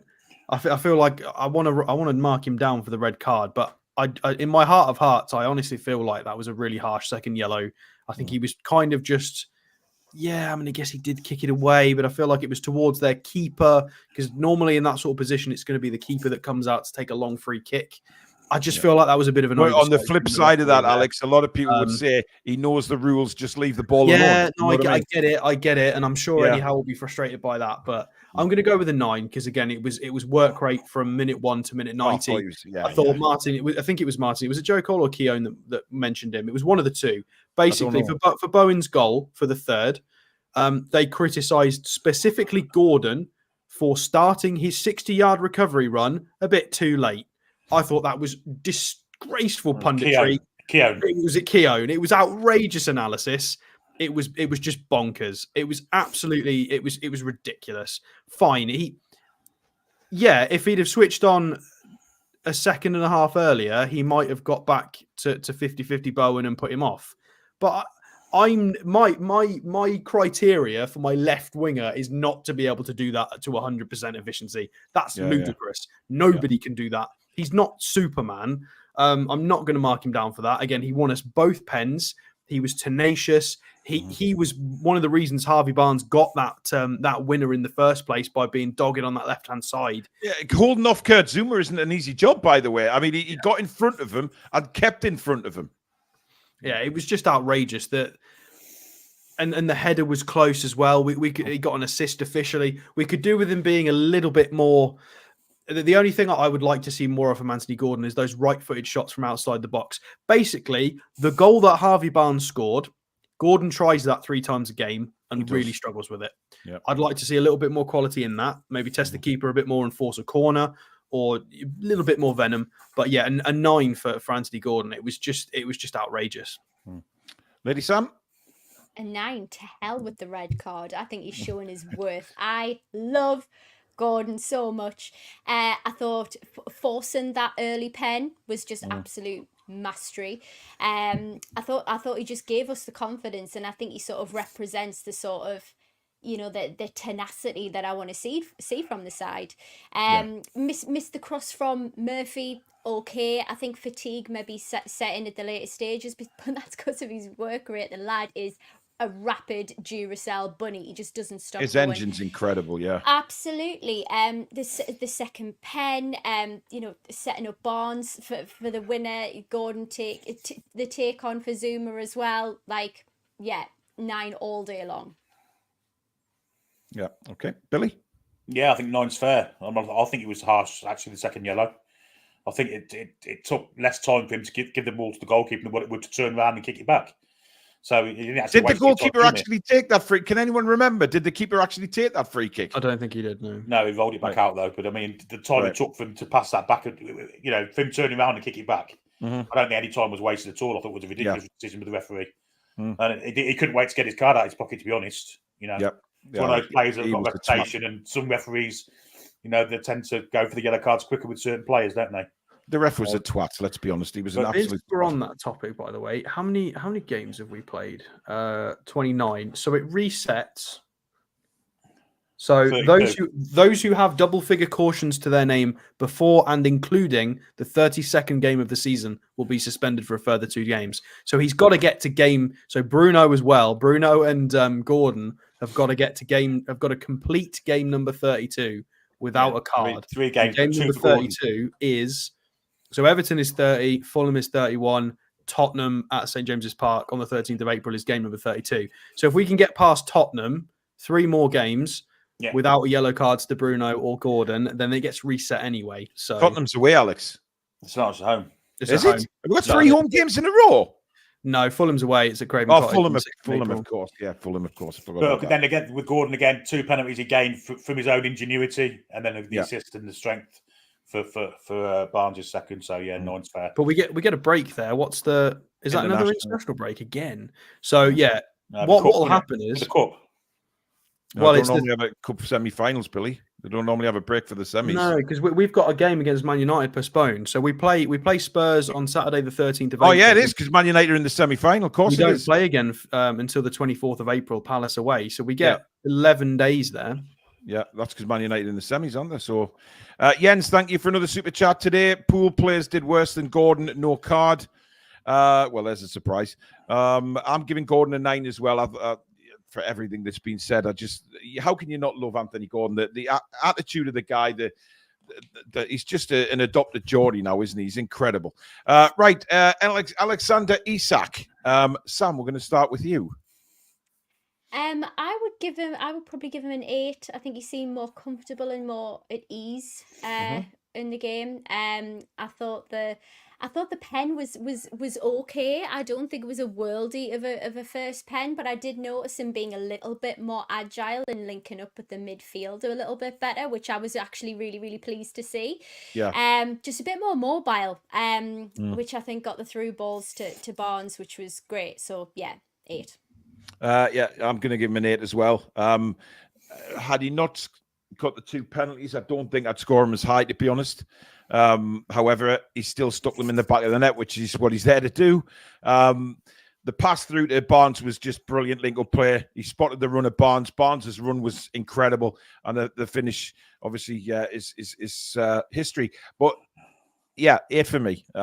Billy. 2 goals and an elite assist. I thought he had a fantastic game. And he was still at it in the 96th minute or whatever time it was, trying to get his hat-trick. More fitness than usual. Lasted out, he's still as quick at the end. I was really pleased with his performance yesterday, so 9. Okay. I still think we've got another gear as well to see from him, by the way. I agree. Alex? I'm going to have to rewatch the game. I really am, because I personally wanted a bit more out of Isak, and that is ludicrous to say because he scored 2 pens and got an assist. And I agree with everything Billy said. He looked fitter. He lasted the game better. Link up was a little bit better. But it's what you said, Paul. There is another gear, and there are a lot of things I don't think he did particularly well. I don't know. I'm really on the fence about this one. I'll give him an 8 purely because obviously the pens were brilliant. The first one was a little bit under hit, but because it was so perfectly placed, no chance. He's such a good penalty taker. I'll go with an 8. I'm going to score him high because of what he did. I just feel like, I don't know. I'm going to have to go and rewatch him because I can't put my finger on it. There was just things I didn't like, and I can't explain it. So I'm going to watch it again. Now, with regards to the substitutes, guys, Miggy himself, he was only on the pitch for 11 minutes, I think it was. However, I'm just going to say that. So he almost got 2 assists. So should we give Miggy an 8 between us, guys? I think that's a fair score for Miggy, considering in 11 minutes he should have created 2 goals. And he created the win by getting himself injured. Well, that as well. I mean, that's a harsh way of putting it, Billy. But so we'll do that with Miggy. So we'll concentrate on the other substitutes. We'll start with Lewis Hall. And I'm giving Lewis Hall a 9. I thought he was superb yesterday. And sort of, again, just throwing it down Eddie's throat, saying I should be on the pitch here. Whether we've got to pay a couple of million more for appearances, who gives a toss? This lad and Livermento are our future fullbacks. No doubt in my mind about that. These 2 are the future of Newcastle United at left and right back. So a 9 from me. Billy? Yeah, 9 out of 10 all day long. Thought it was outstanding defensively and going forward. Yeah, he's got a fantastic left foot. Love watching him play. We've got a lot of years of watching a fantastic player here. Absolutely. Alex? Yeah, I'll go with an 8. It was a lot better, a lot more energy. Duels were decent. Position was better. Attacking threat was better. He dealt with a lot of terrifying attackers, to be completely honest. There were a lot of players on that pitch that have played in World Cups and Euros. Kudus is playing for Ghana regularly, and Bowen's played for England, has played in European finals, and Paqueta plays for Brazil, and in behind Neymar. So for Lewis Hall to come on and just shrug that off, and yeah, he stepped up. He stepped up because the occasions got to him previously. There's been a lot on Twitter in the last few days about he wasn't really ready, and I guess that's fair. A couple of performances we've seen from him, he wasn't amazing. I thought the Dortmund one shot his confidence a little bit. Was it Dortmund or was it PSG? Am I misremembering? Dortmund, yeah. Yeah. So there were a couple of situations where, he probably wasn't ready. But I think maybe Eddie Howe was right all along. He needed time to be developed and coached properly because he looks a lot better now. I mean, he's not stupid. They've got a full coaching setup there. They do know more than us. Maybe he was right all along, and they just needed to train him a bit more and develop him in that position. And he looks decent. But now the cat's out of the bag. We need to see him surely a bit more because he looks fine. So, Sam, 9. I just need to see him starting more. He's just phenomenal. He just comes on and immediately changes play, and I absolutely love to see him. Such a talent for right now, but also really exciting to think of in the future as well. He's a real game changer. We can't change the past of why he wasn't getting games, and Alex made a really good point. We don't know whether he was ready or not. Maybe that was the correct thing to do, but hell, he is here now, and boy, I feel like he's just a tall glass of water on a hot day. It is so good to see. A tall glass of water on a hot day. I'll tell you what, the quotes are coming out tonight. I think the important thing to point out is his technical level. Is regardless of whether he's in the right place at the right time, or there's obviously way more parts to football than just being technically sound. But you can see that he's technically at a top level. He's so good with that ball. You can just see if he can try and build the other parts of his game. You can see technically he's. I mean, I'm going to put myself out on a limb here and say you can see technically he's comfortably as good as Livramento in that regard. You can see it technically. Obviously, he needs way more adding to his game. He needs to play, but I'm quite excited, to be honest. I think he looks like he's going to be really good. Yeah. Right. We'll go on to Anderson. Billy. Another one for 9 for me. I thought he came on and changed the atmosphere in the middle of the park. He really did get involved physically, leg work, nice with the ball also. Was a bit of a game changer, I thought, as well as Hall. He had a really good game. Yep. Sam? Yeah, it for me. I thought that he did come on and was a great impact. I think it was made at the right time for the right person. Again, I think he created space and was really pressing as well. So yeah, easy. I'm going for an 8. Oh, he did. I mean, listen, the goal would have topped it off for his performance yesterday, but I thought the way he was defending, going back into the midfield and charging forward, I thought it was just magnificent. It really was brilliant performance. Alex, I'm going to give him a 9, which I feel like is outrageous, but for the context of who he is, he's. Do you know how old he is still? I would say he's still about 22. He's 21. Oh, Jesus. He's still 21. So everybody's talking about, Lewis Hall and Livramento and young people and time and things like that. Elliot Anderson's 21 years old still. And he's 5'10", 5'11", according to FBref. He came on and basically just bodied that midfield. As a 21-year-old, he's not Andrea Onana. He's not Joe Linton. He's not, a 6'4" destroyer. He's the Geordie Maradona. He played left wing and got technical footwork. And now all of a sudden he's just coming on as a substitute and destroying a West Ham midfield. That's got, bearing in mind, Thomas Souček, a big hitter for the Czech Republic, who's got just decades of experience. I'm going to give him a 9. He's just, I'm really excited to see Anderson back because I think it's, people are forgetting just how good he could be and how good he was being. To be fair, I've got his data up here. It's freaking outrageous, by the way. He's tremendous. Right, finally, Harvey Barnes, 10 all day long for me. Just an incredible impact he had on the game. Not just his goals, but if you notice that the runs he was making, he made one slightly bad decision, I think, when he could have played Isak in for his hat-trick and he went the other way. I thought he should have laid it into Isak, but I'm sure, well, I know for a fact Isak bollocked him for that. But Barnes, the goals, the way he combined with Isak for that third goal, and what can you say about the winning goal? I mean, just unbelievable strike. And obviously completely changed the game for us in such a positive way. I can't give him any less than the 10. It was one of those substitution impacts that you just love to see. Sam? At 10 all day long.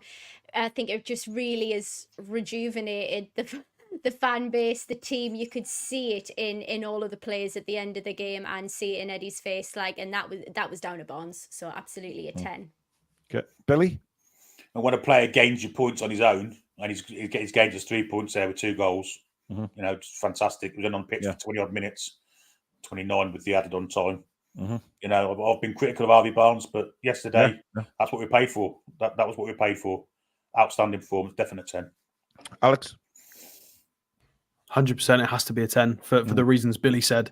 Elliot Anderson deserves a high mark because he came in and did a bit of destroying and got the ball. And Lewis Hall deserves a high mark for things defensively, but you get wins in football for putting the ball in the back of the net, and Harvey Barnes did the most difficult thing, and he did it twice. And he was barely on the pitch for what? I mean, how long did he play? 23 minutes plus 8 minutes of added time. So he's played just over half an hour, and he's won us the game. Like the others contributed, but he has to put the ball in the back of the net, and he did it twice. Nearly got a hat trick, to be fair to him. It has to be a 10 just for the context of what he did with so little time, 14 touches. It's just he's a real boy. He's alive. He exists. Thank God for that. Right. Finally, before we go to the viewers' vote for man of the match, we will go to the manager, Eddie Howe. Sam? Bit of a difficult one for me, because I think I was really pleased to see the quick substitution for Kraft. I think it was really the right time, but I think what makes me mark him down, and I'm going with an 8, is because I was disappointed that Lascelles came back on, and I think this is something that we maybe touched on when we talked about Botman's injury deciding how much influence does the manager have on players deciding if they need to have operations and all of that. I think that should have been a decision. Right, you're not well enough. We need to get you off. You are injured. That wasn't done. So for that reason, I'm going with that score. Alex? I'm going to go with a 10 just because I feel like he's learning. And I appreciate he made mistakes. There were mistakes, 100%, absolutely. But purely because he's been so stubborn and so closed and shut off in press conferences, I feel like we've turned a corner for the better. He's been a lot more open in the last week with the Botman injury, specifically about making mistakes in this game. And he will have learned a lot for obviously Harvey Barnes digging him out of that situation when he didn't bring him on originally. So I'm going to go with the 10 purely based on it's a complete turnaround moment for him to admit things publicly. I get that he's made mistakes in that match, but realistically he probably deserves like a 5 or a 6 or something for that. But purely based on that moment, for the fact that he's being honest in press conferences and stuff. And I think he deserves a little bit of credit for the Lewis Hall situation, in terms of it does look like he's been trained up to be an improved defender. So yeah, a little bit of a weird one, but I'm going to try and give him credit for that. Well, I'm scoring him a 7. I think Alex, you're right. He is learning, and it's nice to see him a little bit more ruthless. I think he's obviously got lucky with a couple of the substitutions where Barnes came on, wouldn't necessarily. I don't think he had. There was a possibility that he didn't even have any plans to bring on Harvey Barnes, just the fact that he's fit again to be on the bench. But at the same time, I was very impressed with the way, it's a shame for Emil Kraft, but we've been calling out for these cutthroat decisions, and he made one yesterday to do that. But so yeah, I mean, look, I'm more positive than negative from yesterday from the manager's point of view, definitely. So it's 7 for me. Billy Bob. Well, everyone knows I've been critical of Eddie Howe recently. Well, I just seen, actually, Billy, you mentioned that. I've just seen in the chat a few minutes ago somebody asking you that after the Chelsea game you were Howe out, and where is your stance now? Well, he surrendered that game for me, so for me that was unforgivable. However, my mood has softened since then, and I think he deserves at least an end of the season. see if he could go us into Europe. Yeah. And based on yesterday's performance, he made a mistake in the first half. It was an obvious mistake for me. Yeah, he should have done it. But at the end of the day, he gambled and he guided us to the 3 points. So I'm in a Stato camp. I'm going to give him a 10 as well. A 10? I am. I'm going to give him a 10 because he is learning. He's gambled. He's done things proactively rather than reactively. Injuries helped him maybe, but still the 3 point. He didn't have to put Jacob Murphy at right back, did he? Didn't have to do that, but he made us more attacking. And that was the catalyst to us winning that game. So yeah, guys, but a 10 is like the perfection of. It's purely. We've also given Anthony Gordon 10. He got sent off. So you can have a little bit of leeway there. We've had 2 years of politician Howe not answering questions about anything, and in a week, I feel like it's because it was necessary because of where everything was going, results wise, injuries wise. Fine, there was a lot that wasn't his fault. There was a lot. Yeah, Alex, but we're talking about, we're rating just as we would a player for that particular performance, that match, and 10 is because he's learning. But he's gambled. He's gone really attacking, and it's paid off for us. It's down to him that we've won that game. Some people say he gambled. Some people are saying in the chat it was luck because obviously Miggy got injured. He had to make the change then. Look, everyone's going to have different. Look, at the end of the day, it wasn't just the Miggy injury. He still made a triple sub of Anderson Lewis. I agree. Listen, I agree that Miggy nearly got 2 assists. It wasn't Miggy's fault. Yep. I think Miggy was a reasonably good decision. It was based on Isak and Longstaff's misses that Miggy's getting criticised, and I don't actually think Miggy did much wrong when he was on the pitch. And me and Billy, I think we're both in agreement that we are massively inflating his rating. It's purely based on the fact that it's an epiphany moment. We've had 2 years of no acknowledgement of learning, nothing, and it's purely he's now suddenly admitted fault and made he subbed a sub, and it's little things like that. So it was more ruthless, and it's exactly what we're going to need. It's what we've been missing the last 6 months. Oh, I agree with that. I 100% agree with the ruthless. I'm hoping that's a turning point in his mentality, yeah, and his decision making. I'm hoping that's going to get us more points going forward. That's why I'm giving him an inflated 10 because I think 100%. This is a good moment in his mindset. I think it's needed. Yeah, a turning point, if you like. Interesting. Do you see it like that, Sam? No. Okay. Due respect. But that's don't fine. love different opinions. No, I'm quite happy with my score of an 8, and I absolutely respect the fact that he has learned. This is what we've been wanting to see. But I think a 10 for me is someone who is at the forefront and the epitome of their career and their decisiveness and their choices, and I just don't think that he was quite there. And I think Miggy going off injured was a catalyst for a game-changing moment for us, and that for me was some bright-sided luck that ended up winning us the game rather than a selective decision. Well, listen, player ratings and manager rating are always going to cause discussions. That's why we do them. Listen, everyone's got their own reasons for the scores. And the fact that, Alex and Billy have backed up their reasons for giving a 10, then there you go. If you don't agree with that, then don't just say, what? Just put a comment in why you disagree and why you think it's wrong. There's a load of people saying it might not be a turning point in his mentality. You're 100%. Well, time will tell on that, won't it? I'm gambling on that 10. I'm hoping with a bit of faith. With Tuesday on Tuesday, won't we? But yeah, exactly. Yeah.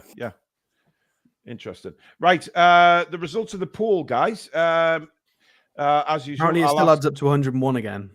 People are saying. Don't know why. It's weird. I mean, obviously YouTube's American. Maybe they go out of 101. I don't know. It's very strange. Anyway, who do you think's won it? Gordon, I would think. Barnes, I mean. Who was in it? So we had Barnes, Isak, Gordon, and Bruno and Isak. Probably Gordon, I would imagine. Okay.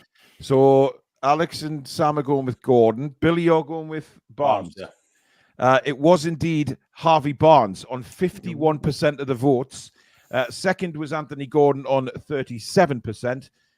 Then was Isak on 7% and Bruno on 5%. I think that's the only time we've ever put Bruno in a Man of the Match award, and he's come last. So can I just answer this comment here? I mean, this is a stats I move. I'll put it up. Billy was how out 2 games ago when I joined. Now Eddie's a 10. How quickly things can change. That was yesterday. We've 8 them in yesterday's game, Anthony. Simple as that. Yeah, I mean, come on, it doesn't. It's yesterday's game, and Billy's already said that he's learned. He saw changes in Eddie that he's learning, and he's made a real you've big kind of decision. misquoted him a little bit there. Billy specifically said, "Well, he's softened a bit." Like you can't exclude the words he used to make your point. Like you've put the two extremes in the comment there. Billy's not 100% like Howe is amazing. He's just softened a bit. He specifically used those words. Tristan, I'm not sure what the hell you're talking about here, mate. Paul, I disagree, because if it takes going 3-1 down to try and win a game, it's not really changing, is it? Well, it is, yeah, Ginger. Of course it is. Well, look, of course it's going to change. Any other manager in the Premier League, if they're losing 3-1, will do something about it to change it to 3-1.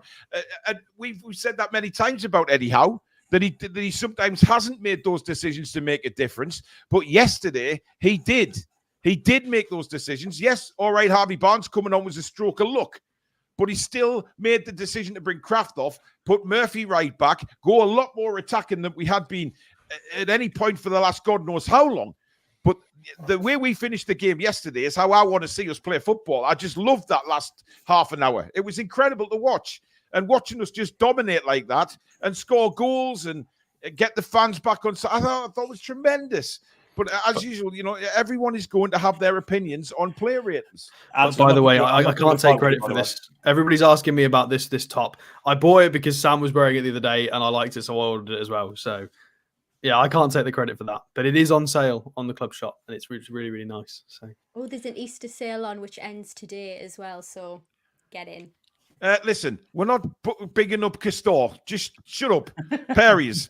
Any UFC stuff, Paul, are we? Yes, which is going to be irrelevant next season when the best people are coming back.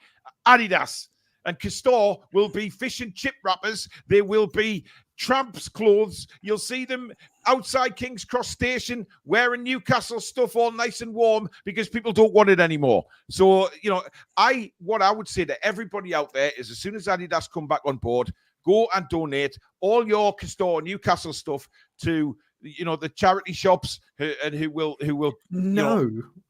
Yes. I'm keeping all my your stuff. Daddy War books? Absolutely not. No. Don't call me Daddy, Sam. Bollocks Castor. There you go. Go on. Got the badge, man. Well done, Billy. Well done. The badge is on both, so that's fine. Yes. Yeah. Well, we've gone on nearly an hour and 45 minutes tonight. You've had a lot longer of us than you normally would, but thank you very much for tuning in. Over 1,000 on Easter Sunday. I cannot say how much we appreciate your support. That's incredible. We really, really do. But don't forget as well to check this out, guys. The Patreon, of course. It's £5 a month, but it really, really does support the channel. A lot of podcasts away from the camera, transfers, reactions, legends, and history stories. Loads of stuff on there to listen to while you're walking the dog. You're having a poo, you're at the gym, driving, whatever it may be, there's a podcast out there for you guys. So do have a look at it and see what you think. We'll be back tomorrow at 7 o'clock with the match preview. We are straight back into it, of course, with the visit of Everton on Tuesday night. I will be back with a daily news show if there is one tomorrow. I have a feeling that there might be some news coming through, which we will certainly cover on the Toon Review. Tottenham Hotspur is named after Sir Henry Percy, a.k.a. Harry Hotspur, an English knight born in Northumberland. King Holland just can't help himself because there was nothing relevant to Spurs today to talk about. So just put something in there. Yeah. A link to Northumberland, though. There you go. But there you have it. Right. Thank you, everybody, for watching. It's been a pleasure again. Thank you for your super chats and your new memberships. Of course, thank you to the mods.